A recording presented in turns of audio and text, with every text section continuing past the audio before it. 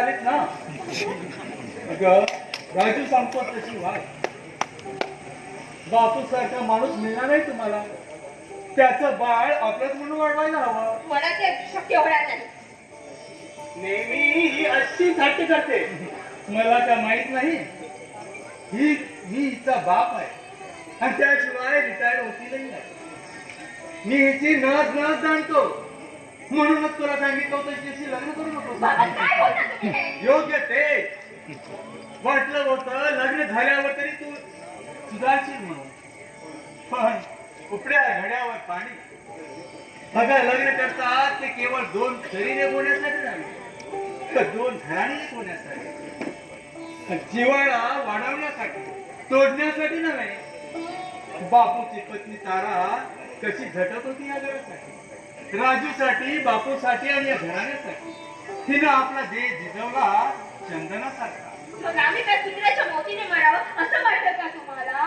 तो गोड बोलून बापू गळे कापणार आहे हे तुम्हाला केव्हा समजणार? बापू तसा मुळीच नाही. तुझा काहीतरी गैरसमज दिसतो. मुळीच नाही. त्या दिवशी त्या मालकीला 5,000 रुपये देताना प्रत्यक्ष मी माझ्या डोळ्यानं पाहिलंय.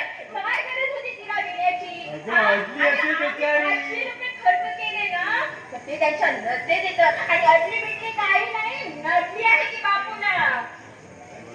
काहीतरी पळू नको. तू गप्प राहा. अरे बायकासोबत कोण काय बोलशील, डोळे मोठे करून काय दाखवशील आणि बापूंसमोर मात्र गप्प राहतेस की नाही? बस कर. तू आता हेच आता उभा का? जा, जाऊन दूर आण. बाबा आले ते दिसत नाही का तुला? म्हणजे बाहेर जा ना दुकानाला. हो खरे जवळच आहे भैया. जास्त लांब जाऊ नकोस हा. खरे तुम्हाला सांगायला विसरलो. पुण्या पिसाट खुद्यानं म्हणे रत्नागिरीला 5 करोड फोन केले. काय? हो आणि तो सध्या ह्या परिसरात चालू आहे. काय? तू घाबरू नका राजू. तो फक्त स्त्रियांचा खून करतो. जा, तू राजू दूध घेऊन ये.